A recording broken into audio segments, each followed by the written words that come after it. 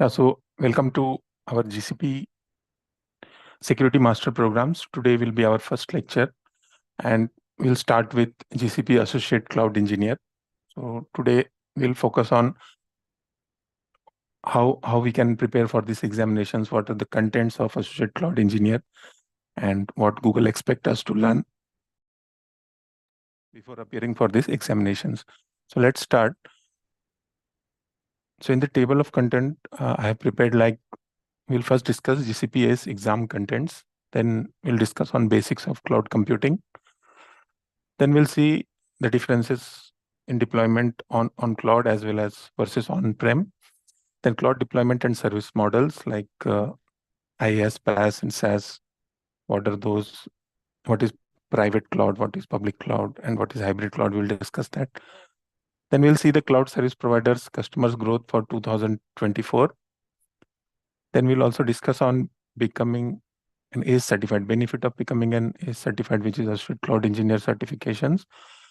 And then we'll see how to enable GCP free tier for self labs. Like GCP provides some 300 USD free credits for 90 days, which we can use to do our self labs.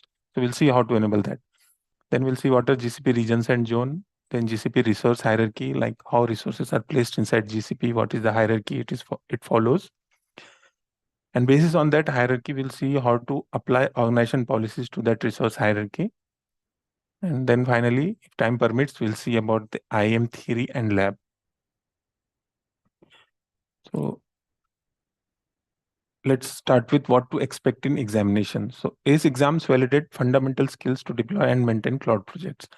So basically, this exam is for someone having at least technical understanding of cloud platforms. Like you should know how Linux servers works, how any cloud organization operates. So that's why, but we choose this course as our start because we will cover all the prerequisites which is needed for a candidate to appear for these examinations.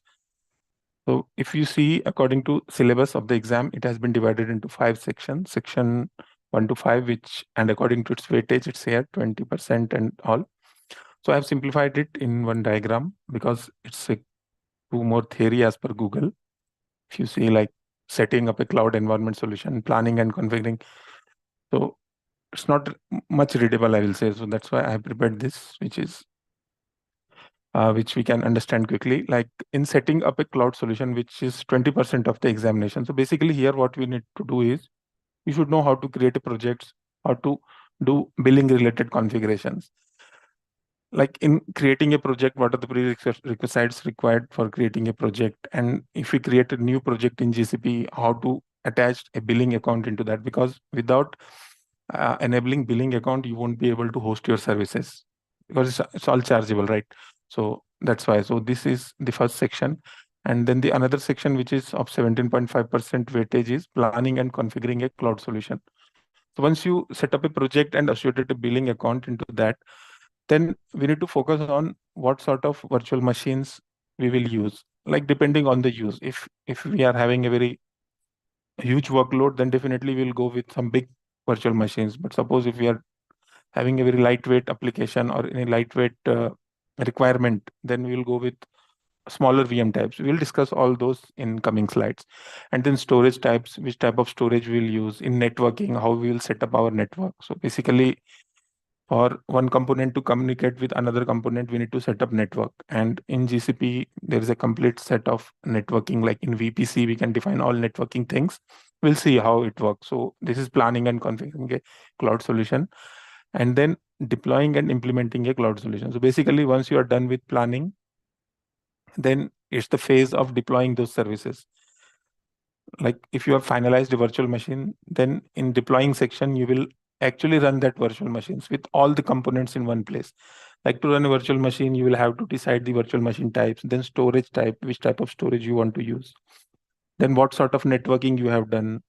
So these all things you will combine in one place and you will apply it to a virtual machine and you will run it. So this is something deploying it. And then Kubernetes, it will come in later part of our series, and other services in cloud. And once we are done with deployment, then as a role of cloud engineer, we should know how to ensure successful operation of a cloud solution, so that nothing should break, or if anything is breaking, then we should be able to identify that what is breaking inside the cloud, how to troubleshoot that. With the help of a robust platform in GCP, I will say, like, we can do a proper logging. Each and every bit is getting logged inside GCP. We can check what has failed, what are the actions of a user. Suppose some users have breaked anything, we should be able to identify, like, yeah, what a user has performed, and accordingly we will be able to judge whether his actions are responsible for any outage or not, and we can mitigate the issues accordingly. And then finally, configuring access and security, which is a part of identity and access management. Like for any environment, I will say, like if you are a network engineer, then you will see that TechX and Radius services, mostly TechX are deployed in networking. And if you are on some non-Cisco devices you are working, then Radius you will see. So all these things basically authenticate, authorize, and account a user activity. So here in cloud also, to do these three functionality, they have identity and access management. So today I have like prepared few slides on identity and access management as well. So we'll see how it works. So basically, if you are familiar with all these, you know at least how to use them. Basically, ACE exam focuses on what services to choose. It's not like a expert professional certification. So if you are aware of where you will choose what services of GCP, then it's sufficient for this examination. You can appear for it and you will definitely pass these examinations. So we have covered this, what to expect in examination using that diagram. We'll now jump on to the another slide in which who should enroll for this certification exam. So as I said, Google recommend this certification to someone having experience on cloud application and monitoring operations and has experience managing cloud enterprise solutions. So this is the expectations and recommendations from Google. But not to worry, if you are a beginner to the cloud computing, we'll cover everything from start so that you will be comfortable taking this examination. And the target audience for this Associate Cloud Engineer exam will be someone who is already associate cloud engineer and want to deep more into the Google services.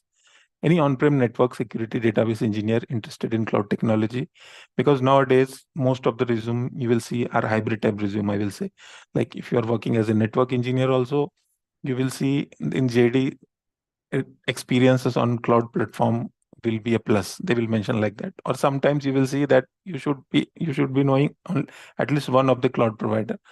So these are nowadays, these are like we are seeing this type of JDs, and definitely a organization will need a person who knows both on-prem as well as cloud, because sometimes your traffic will start from on-premises and it will go to cloud. And if you don't know anything about cloud, it will be very difficult for you to troubleshoot that connectivity. Same goes for security engineers and database engineers also. Someone working on database on-premise must be able to correlate the things on cloud as well. Otherwise, it will be difficult. Like most of the organization will be have hybrid type of setups where they will deploy some part of their application on-prem and other part of application in cloud. So you must know both the environments to troubleshoot, to work, to manage the resources efficiently, I will say. And finally, it is for anyone want to develop his skills in cloud computing.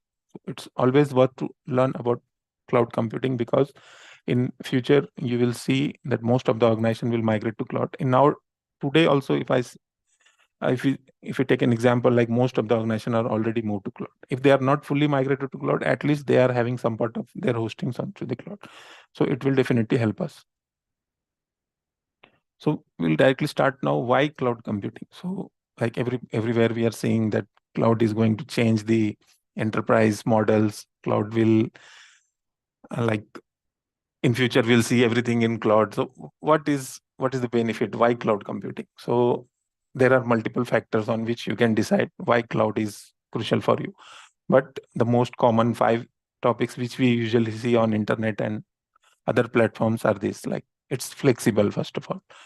So suppose you are a new to and you want to do your own startup company, you want to establish your company and you want to like build an infrastructure for it. So first of all, if you go with the on-premise model, then you will have to set up everything from scratch. Like you will have to set up networking, then you will have to procure hardwares.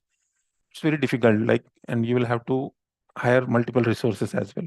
But in cloud, it's flexible, like everything they are managing. Like if you take example of GCP, they are having their own infrastructure, everything. You just need a internet connection to access those services. Like it's flexible, accessible anywhere with an internet connection, and scaling services up or down as needed. So we'll discuss that in some time. And second part is it's secure. So cloud provider security teams are known as top experts in the fields. So like if you take the example of these three major cloud providers, which is AWS, Google, and Azure, they are already known for their innovations in terms of security and other fields. So they are already hiring an expert team of cybersecurity engineers and other security engineers. So your data is in secure hand, we can say. Cost effective. Enterprise only pay for the computing resources they use. So this is the game changer, I will say, while selecting the cloud. So suppose there is a e-commerce company for which they are having their peak sales during year ending, we can say, like in new year time. So from, let's say, their business timing across the year is from November to February. And yeah, that's a peak business timing. But across the year, they are having the moderate sales they have. So if they go with the on-premise model, they will design their entire infrastructure considering the peak timing. Definitely, because if they don't consider the worst case situation at the time of peak timing, their services, there will be too much latency or load on the servers and their services may fail, which is not desirable situation. So they will consider a worst case scenario and they will prepare a hardware according to that. So it incurs a very upfront cost, we can say. But if we select cloud, we can go as we can pay as per go model. So like suppose in the 3 months we have a huge load, we will increase our servers, we'll increase the resources which we want to serve as an e-commerce website. And rest of the year we will take moderate subscription. So this will help us to save cost. So that's why it's cost effective. And then it's efficient. Enterprise can develop new application and rapidly get them into the production. So there are different models of the cloud, which we'll discuss now, like infrastructure as a service, platform as a service, and software as a service. Suppose you are having an idea, you're a developer and you built a very, I can say, like highly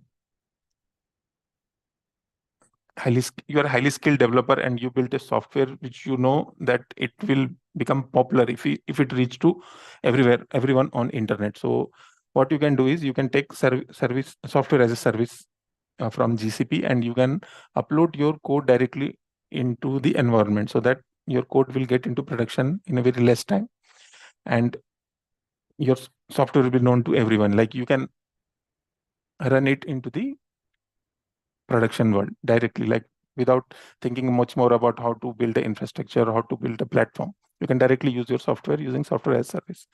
And then it's offers strategic value. So latest innovation as a service provide more competitive advantages. Like as I said, these cloud providers are known for their innovations. Daily, they will be working on some research and developments.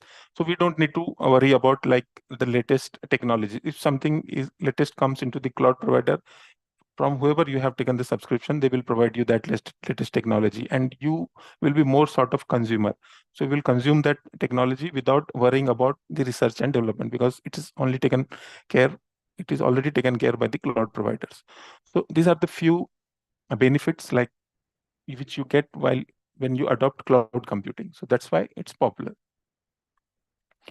Then what we'll do is we'll compare a few things like cloud versus on-premise key comparisons. So there are many key comparisons, like depending upon your use cases. For some of the environment, on-premise will be more beneficial. But for most of the organization, I will say cloud will be beneficial. So here we'll discuss few things and basis of that, which facilities are given by cloud as well as on-premises. Like in terms of data security, so wide range of security features and certifications. These cloud providers, when you go to their website and you check for the certifications which they have received from the audit organization, so you will see that they are very trusted. Like they have been certified for consumer data security. So wide range of security features and certifications you will get when you move to cloud. But if you are building your own on-premise solution, security is your own responsibility. You will have to work hard. You will have to deploy a team to develop your security standards so that that security audit organization will provide you certification. So this is our responsibility on-premise, while cloud providers will take care of that. And in terms of scalability, easy to scale resources up and down as needed. So if you are aware of the containerization technologies these days, like what they will do is they will uh, deploy their applications on containers, and they will use some orchestration tool like Kubernetes engine. So Kubernetes engine, what it will do is it will automatically scale up and down your resources. Like if workload is more, it will scale up your resources automatically. You don't need to do anything. You just need to set the parameters, like up to how much. Suppose you want to build a server, and usually you use 4 servers, but during peak times you require 6 servers. So you can set the maximum scale to 6. So whenever there will be a peak load, your Kubernetes engine will automatically scale up your servers to 6. So this really helps because nobody knows when the hit counts will increase, like user hit will increase.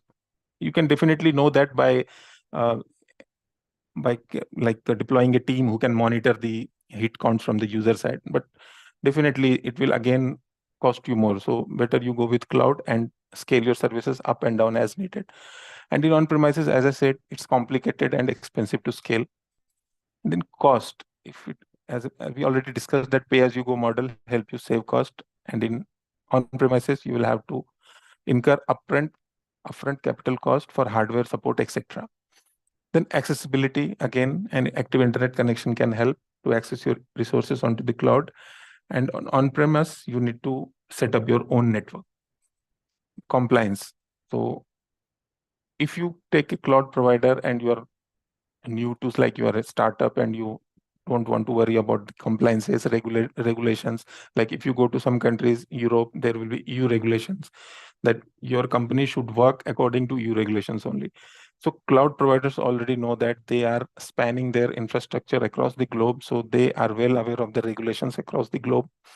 And definitely, if you want to serve your applications into some countries, you will be already notified by the cloud providers that you want to follow these guidelines. So you don't need to worry about that.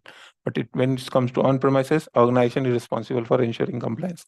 So you need to definitely hire a team who will be working on setting up compliance for you.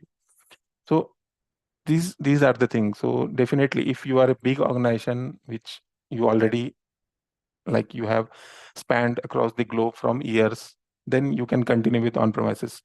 But still you will have to move toward cloud, because no organization will want to spend extra manpower on the same workload which they can save money by deploying into the cloud. So that's why cloud is popular these days.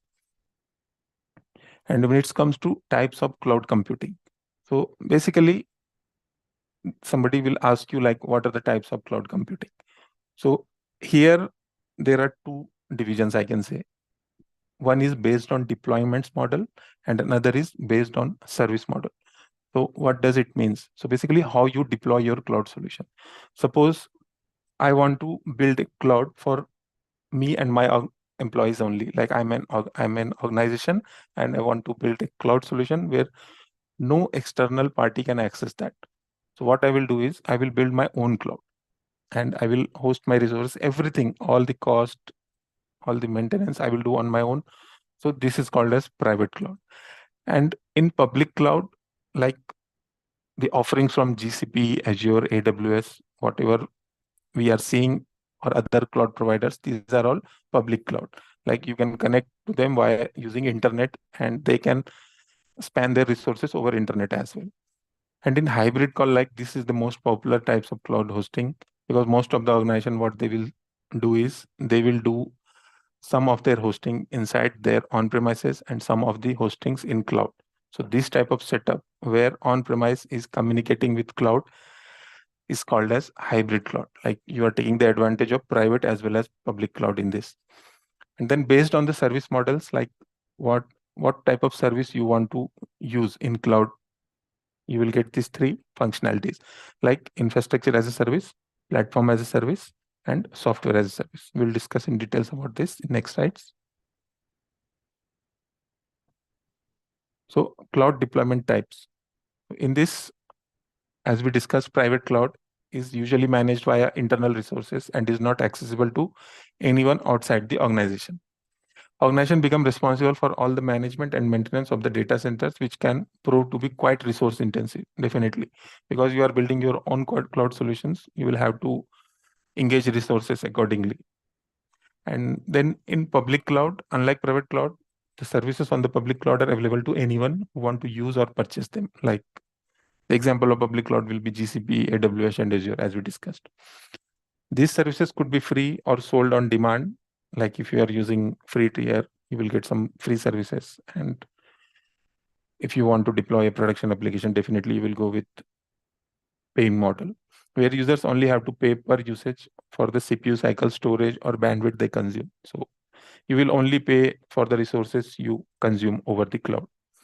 And in the hybrid cloud, we can say best of both worlds, like private and cloud.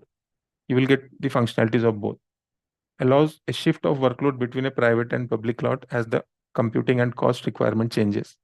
Like suppose you know that out of the 12 months, 8 months, you don't have much workload. You can shift your resources to on-premises. And for the rest of 4 months, if you know like your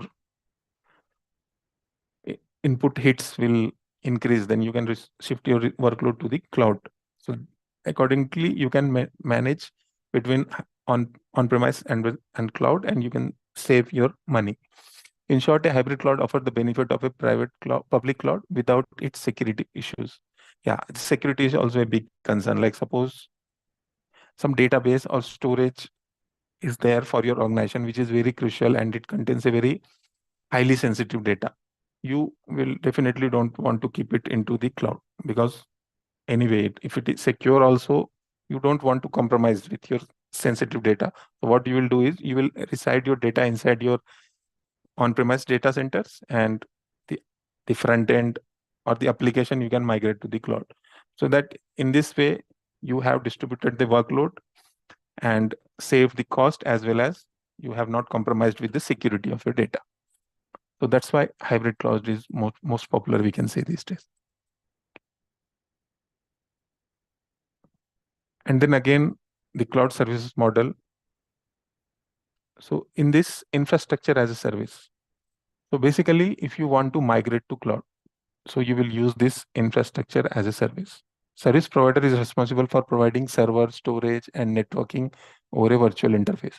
So you will get everything, start from hardware, storage, and networking. Everything you will purchase from cloud providers. Then these services will be called as infrastructure as a service because you are buying complete infrastructure. Instead of the user, a third-party vendor hosts the hardware, software, server, storage, and the other infrastructure component. You will buy it from them so that they will host it for you and you will manage it. We'll see in some time like the responsibility models, but we'll first discuss what are these. So in platform as a service, suppose you don't want to buy infrastructure, but you want directly build your application over the cloud. So allow user to develop and run application without the complexity of building or maintaining the infrastructure.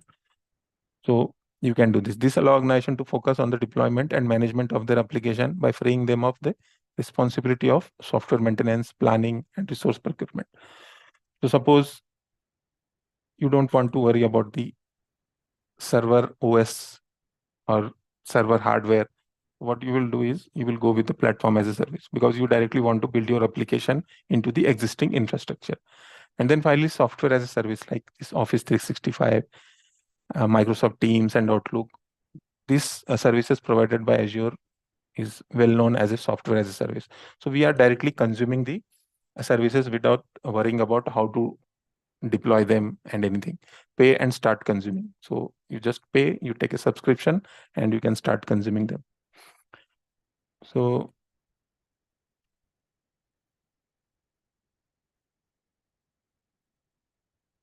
any questions till now?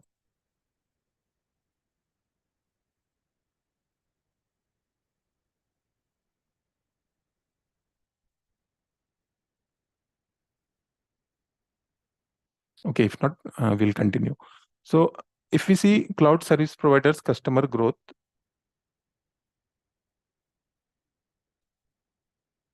okay, Shubham. So like I have prepared this from one of the website, HG Insights. So I took some values from there and I prepared this graph. So basically, if we compare the this year 2024 customer growth of the service provider, so AWS has grown 25% in terms of customer count, and Google has grown 23%, and Azure 14%. So we can clearly see that Google is in the race. And we have some conversations with Google engineers as well. And Google is really trying very hard to lead the cloud market. So definitely in the coming days, you will see most of the jobs based on Google Cloud platforms. And we have already started seeing that. So that's why it's worth learning Google now. If you have not started, it's the best time to start. So now we'll discuss on the benefits of becoming associate cloud engineer. So basically, cloud engineering will be the first thing. So if you wish to become a cloud engineer and work on GCP, then this GCP Associate Cloud Engineer certification is a must-have for you.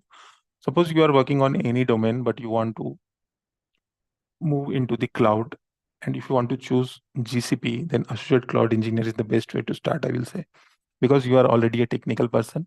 If you are already a technical person and you want to achieve your career in cloud computing, it's the best certification. ACE covers each and every functionality of a Google Cloud. Then certification path. Suppose you want to deep dive more into the Google technologies, you want to go for professional level specializations like Google Professional Security Engineer, Professional Architect. Then Associate Cloud Engineer is the foundation. Without learning this foundation, it will be difficult for you to gain those higher level certifications which are professional. Then growing demand.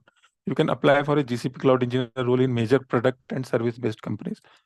So we have seen like in major product and service based companies, they are already hiring the candidate based on GCP certifications and having GCP knowledge. Because if we consider some service based companies, definitely they will have a number of clients deploying GCPs. So, and if in your resume it is there like you are already A certified, then it will give you a clear pass into the interviews. And then career advancement. On average, a GCP certified associate cloud engineer get 15 to 20% raise in their salary than a non-certified counterpart because of the credibility. So this is also seen like when you demonstrate your skills in the cloud during interviews, you will definitely get more packages than a person having only on-premise knowledge, and it will really help you while taking interviews, giving interviews. Sorry. So now we'll start enabling GCP free tier for self labs. So before whatever we have discussed, that was all theory, so it may be boring. Now let's start with some labs. So enabling GCP free tier for us, like GCP provide 300 USD free credits for 90 days. So it is really helpful, I will say, because it will help you to set up your own lab and break and make things. Because if you don't break things, you won't learn it. And in labs, it's like totally independent. You will get totally independency to do anything, because you what worse can get. Like if you have breaked something, you don't know anything how to overcome from that, you can simply delete that project. Again, you can create a new project from start. And this time you will have the experience, because the last time you have done too many trials and errors. That's why I recommend doing a self labs, and as GCP is providing for free.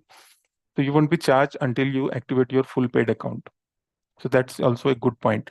So you don't need to worry about, like, suppose if I am doing something, I am building a Kubernetes engine, and you don't need to worry that maybe my free limits will end and Google will charge me. No, they won't charge you.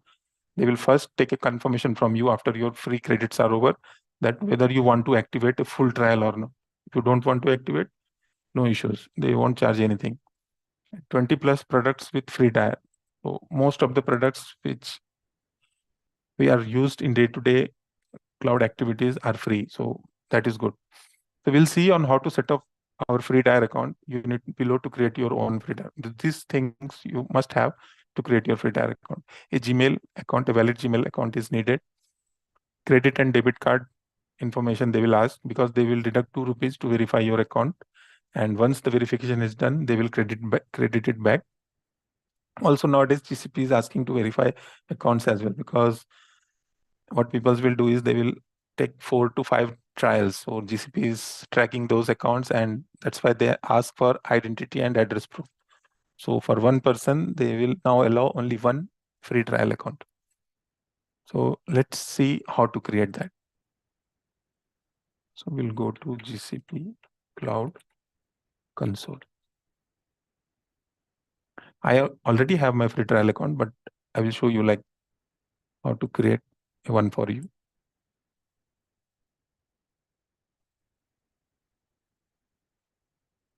Yeah.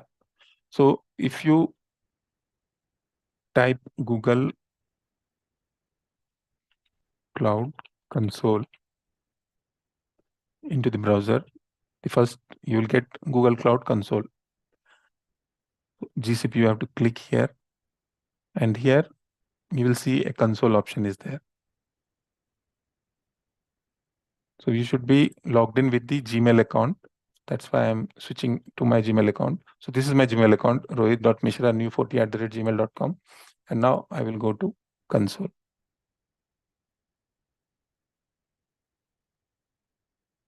Yeah, you can see it's saying try Google Cloud with $300 in free credits. So it's what it says: access to Google Cloud product and services, 90 days to spend your credits, no billing during trial. So this is good. So you need to click on try for free. You need to select your country. For me, it's India. Agree and continue.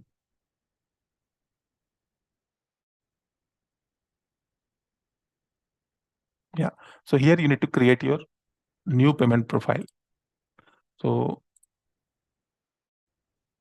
you need to put like, if it's your Gmail ID, you will put individual. Then you will put your name, states. This is optional, city, pin code, everything. And then suppose I put state as road to city Pune, state, suppose Maharashtra. And then we need to hit create. Yeah. So now this is the payment profile I created for myself. And inside this payment file, I need to add my card details. Like either you should have a credit card or debit card, or you can pay with net banking. So once you fill the details, it's all your personal details. You can fill card number, month, CVC, cardholder's name, and just click start free. Your start free trial will get activated. So for me, as I already have a free trial, so I won't create it now. So you can follow these steps and you can get your free trial done. If you face any issues, please let us know. We'll help you. Now let's jump back to our slide. Yeah, so we discussed how to enable GCP free tier for self labs. Okay, no questions.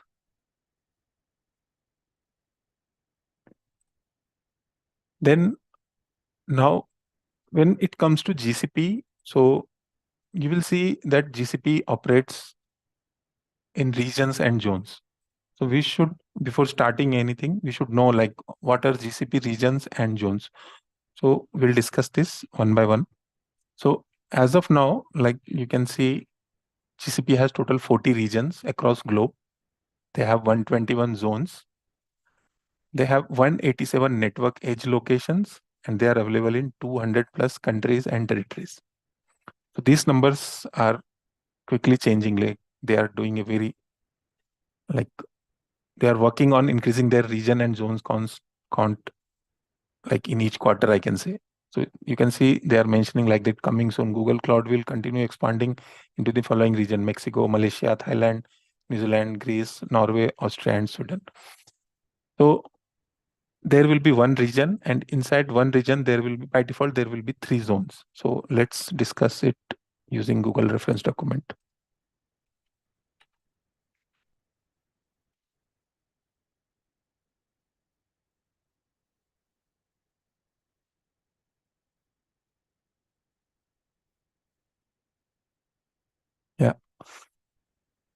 So this is the what which I took from the Google website only. 40 zones, 121 regions, and edge locations. So what are the network edge locations? Network edge locations are the locations where Google has its physical presence. Like suppose if you want to build a tunnel, side-to-side tunnel with Google, you can take the help of the network edge location. So they will have their own set of routers, and if you want to connect your on-premise to the cloud, you can take the help of the network edge locations. And then we'll see now what are regions and zones. So if I zoom out it, consider for India only. So in India, the blue dot you can see here represents zones. So in India, GCP has its zones in Delhi and Mumbai. And this triangle is future zones with 3 zones, and this dot is current regions with 3 zones. So basically, in Delhi, they will have 3 zones, and in Mumbai also, they will have 3 zones. And across the globe, you can also refer this. But what zone means? So basically, regions are like if we say like our hosting is in GCP and it is in Delhi. So Delhi is just a geographical location where GCP provided services. But the actual data center of the GCP will be in these 3 zones, which are Zone A, Zone B, and Zone C. So the data centers are zones and regions are the geographical locations where the zones resides. So let's take example of this diagram. So suppose I'm a user and I want to build my application. And I know that I will be building my application and my target users will be Indians only. So definitely I will choose my geographical location as India. And in India, then I will have the option to choose from 2 zones, which we have seen, like from either Delhi or Mumbai. So now the question will be, which is geographically near to me? So suppose I am residing near to the Maharashtra, like in MP or Andhra Pradesh. So I can choose one of the zones. I can choose, sorry, region as a Mumbai because Mumbai will be near to me. If somebody is residing in Uttar Pradesh, Bihar, they can choose Delhi as a zone because, or Punjab, because it will be near to them. Delhi will be near to them. So for me, for my case, suppose I have chosen Mumbai as a region. So I am a user and I want to host the application in Mumbai. So region will be Mumbai, and Mumbai is denoted as Asia South 1. So each region will be denoted with the first name as the continent, and another is the direction in which this country is located inside that continent, and then the number of the regions. Like Asia is our continent, we are into the Asia South, and Mumbai is our first region, so that Asia South 1. And if we see about Delhi, so it's region 2 Delhi, Asia South 2. And inside a region, there will be zone, as I said, A, B, C. So Asia South 1A is the first data center, Asia South 1B is the second data center, and Asia South 1C is the third data center. So you will choose either one, either two, depending upon your requirement. So let's see like how we choose these regions and zones. Suppose I'm a user, I want to build an application and I know my target users are Indians only, and I'm near to Mumbai. So that's why I have chosen Mumbai as my region, so which is Asia South 1. And inside Mumbai, now Google will ask me to choose any one of the regions inside Mumbai, either Zone A, Zone B, or Zone C. So let's say I choose Asia South 1A, the first data center of Mumbai, which is a Zone A, and I'm hosted my application. So this scenario will be called as single zone. So I have hosted my application into the single zone of GCP. So now the disadvantage of having the single zone is, if suppose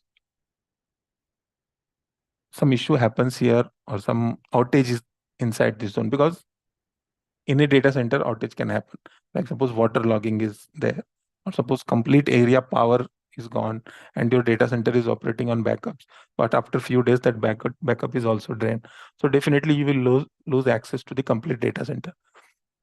So suppose something sort of that happens inside this data center, which is a data center A. In other terms, we can say zone A. So I will lose access to my application. This blue color thing is my application. So this is not desirable because in single zone, I am having single point of failure. So to advance my deployment, what I will do is I will go with multi-zone concept. In multi-zone, inside Mumbai only, as I said, there will be three zones: zone A, zone B, and zone C. But in this case, let's choose only two zones. First two, zone A and zone B. So if suppose something happens to this zone, as I said, like it went down or some natural calamities or issues are there, suppose this went down, but still I will have access to my resource using zone 2. And suppose complete Mumbai region fails, which is very rare. Can't, like, they are having level of redundancy available inside their data center. But let's say complete Mumbai region fails. Then in this case, even if I have deployed multi-zone concept, my reachability to my application will fail. So this is also not desirable. So in that case, if suppose your application is too critical for you, and in the rarest case also you want the reachability to this application, suppose you are a financial domain organization, so the recommended deployment type for you will be multi-region. As my target audience are again Indians, so what I will choose is I will choose the regions inside India only. And we have already seen on Google document that in India, they're having only two regions, Delhi and Mumbai. So what I will do is I will choose both of them. Region 1 as Mumbai and region 2 as Delhi. And inside Mumbai, I will choose one of the data centers. And inside Delhi also, I will choose one data center. I have chosen data center A, but you can choose any B or C. It's upon us. And suppose in this case, complete Mumbai region fails, but still I will have reachability to my application with another region, which is region Delhi, Asia South 2. So depending upon the criticality of your application, you can choose regions and zones. So if your application is not that critical, like your service level agreement is not that 100% or 99%, then you can go with single zone. If your SLA says that no, it should be more, then you can go with multi-zone. And if your SLA is 99.9, say you want every time your application reachability, then you can go with multi-region concept. So basically, this is the idea behind regions and zone in GCP. So they provide you this facility so that you can design your robust application, which is a highly fault tolerant. Yeah. And above is the current count of GCP regions and zones and their presence across globe. GCP existing and investment in networking is really exciting to see because day by day they are increasing their regions and zone count, as I said. And cloud CDN, content delivery network, and media CDN point of presence across globe. So media CDN is nothing but Google's self offerings like YouTube, Gmail, Google Drive, Google Photos. So everybody is using those, right? So if we say the span of the Google in terms of the Google products reachability, so Google product reachability is at grassroots level, I can say. So each individual, or for if we consider the example of India, each individual in our country is using Google services. Every Android phone comes by default inbuilt with Google. So you can consider what amount of LAN they have built to serve these purposes. Like even in our enterprise network, we can see latencies and other issues. But if you are a good network connections, it's very rare that you will face issues connecting to YouTube or Google Photos. So that's the beauty of Google. They are having very strong LAN, I can say, and definitely it is going to help them with CDN, Cloud Delivery Network. So basically, CDN is the content delivery network, sorry, in which this GCP comes, Google Cloud Platform. So here they will give you all the cloud offerings in CDN, and media is whatever we discussed, YouTube and other things. And cloud region picker enables user to pick region as per their convenience. So suppose you are new to GCP and you are in an organization, and your boss asked you to pick a region. So let's go to there. Yeah, pick your region. The Google Cloud Region Picker tool helps you pick a Google Cloud region considering carbon footprint, price, and latency. So definitely for most of the people's, price will be the concern. So suppose for me, lower price is important. So I will select, it's very important for me. So these are the recommended regions in which you will get the lowest price for creating a Google resource. So you can click more and you can search for the region nearest to you.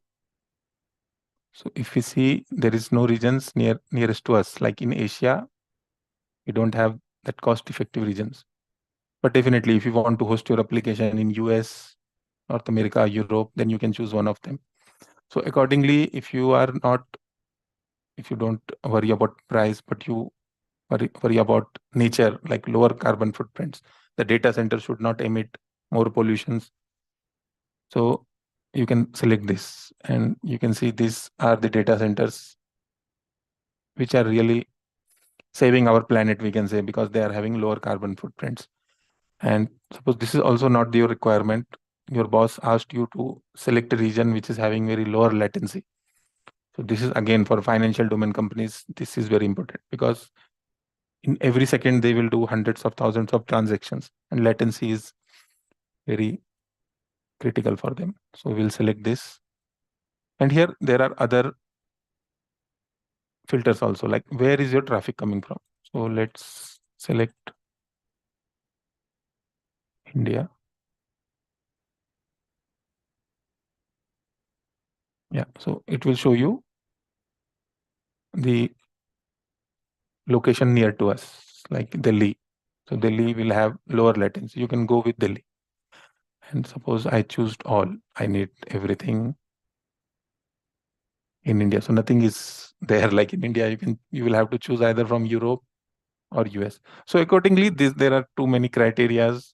And then product availability also. What sort of product you need? So you need compute engine. Then there will be other references. So this really helps when you are designing your cloud solutions. Google, Google Cloud Region Picker. So that's it, like for GCP regions and zones. Let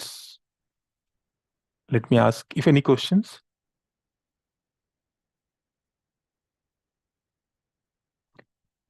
Any point if you want me